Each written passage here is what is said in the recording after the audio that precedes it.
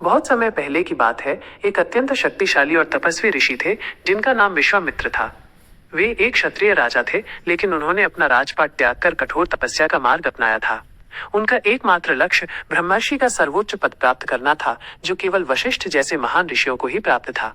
उनकी तपस्या इतनी प्रबल थी कि स्वर्गलोक में भी उसका प्रभाव महसूस होने लगा। विश्वामित्र की तपस्या की अग्नि से धरती कांपने लगी और समुद्रों में हलचल मच गई।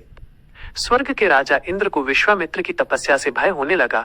उन्हें डर था कि विश्वामित्र अपनी तपस्या से उनकी गद्दी न छीन ले। अपनी सुरक्षा सुनिश्चित करने के लिए इंद्र ने विश्वामित्र की तपस्या भंग करने का निश्चय किया। उन्होंने अपने दरबार की सबसे सुंदर और मोहिनी अप्सरा मेनका को बुलाया। मेनका अपनी सुंदरता, मधुर संगीत और मनमोहक नृत्य के लिए प्रसिद्ध थीं। इंद्र ने मेनका से कहा, तुम धरती पर जाओ और विश्वामित्र की तपस्या को भंग करो। यदि तुम सफल होती हो तो मैं तुम्हें बड़ा पुरस्कार दूंगा।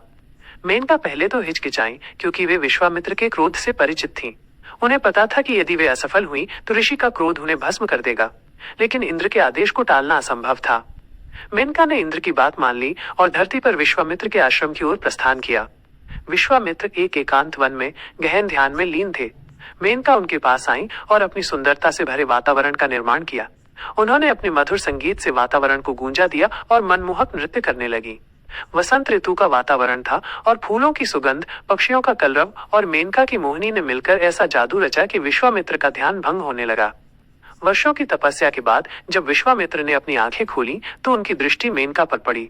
उनकी तपस्या की कठोरता के कारण उनका मन अभी तक भावनाओं से दूर था, लेकिन मेनका की मोहिनी ने उन्हें पहली बार विचलित कर दिया। उन्हें एक पुत्री हुई जिसका नाम शकुंतला रखा गया।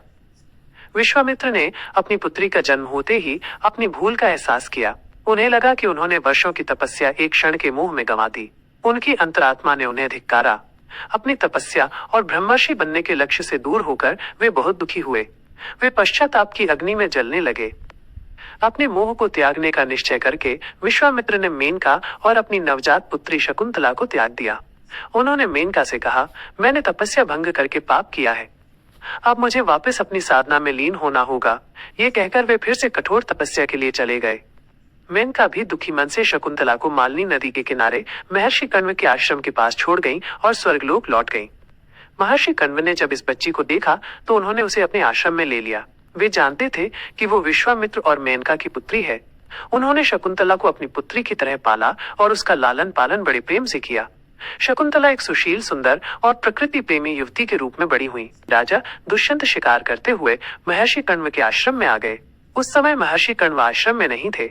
राजा दुष्यंत की भेंट आश्रम में शकुंतला से हुई। शकुंतला ने राजा का आदर सत्कार किया। राजा दुष्यंत शकुंतला की सुंदरता और सादगी पर मोहित हो गए। शकुंतला भी राजा दुष्यंत के साहस और उनके व्यक्तित्व से प्रभावित हुई। दोनों एक दूसरे के प्रेम में पड़ गए और उन्होंने गांधर्व विवाह कर लिया, जिसमें अग्नि को साक्षी मानकर पति पत्नी का रिश्ता स्थापित होता है। विवाह के बाद राजा दुष्यंत को अपनी राजधानी हस्तिनापुर लौटना पड़ा। उन्होंने शकुंतला को एक निशानी के तौर पर अपनी अंगूठी दी और वादा किया कि वो जल्द ही उसे अपनी रानी बनाने के लिए वापस आएंगे।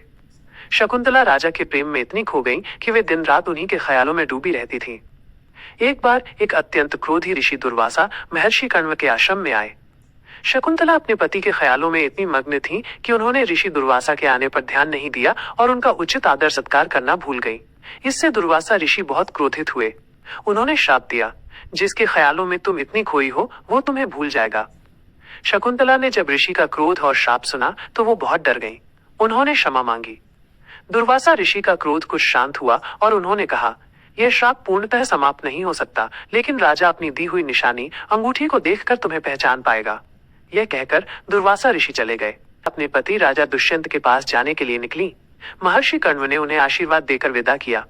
रास्ते में एक नदी को पार करते समय शकुंतला की अंगुली से राजा द्वारा दी गई अंगूठी फिसलकर पानी में गिर गई। वो नदी की तेज धारा में बह गई। शकुंतला को इस बात का पता नहीं चला। जब शकुंतला हस्तिनापुर पहुंची और राजा दुष्यंत के दरबार में गई तो राजा उन्हें पहचान नहीं पाए। दुर्वासा के श्राप के कारण राजा की स्मृति से शकुंतला का नाम और चेहरा मिट चुका था। शकुंतला ने उन्हें विवाह और अंगूठी की बात याद दिलाने की कोशिश की, लेकिन राजा ने उन्हें पहचानने से इनकार कर दिया। शकुंतला बहुत दुखी और निराश होकर वापस लौट गईं।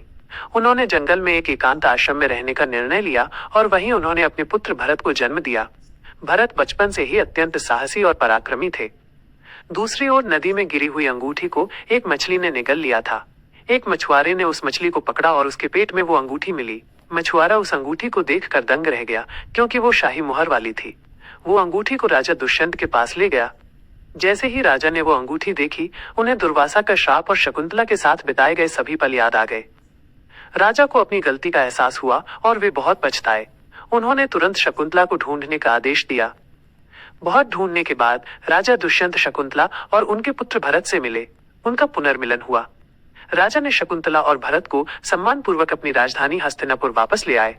भरत आगे चलकर एक महान और प्रतापी राजा बने और उन्हीं के नाम पर हमारे देश का नाम भारत पड़ा। ये कहानी हमें सिखाती है कि सच्चा प्रेम और धैर्य हमेशा विजयी होते हैं और क्रोध में लिए गए फैसले हमें नुकसान पहुंचा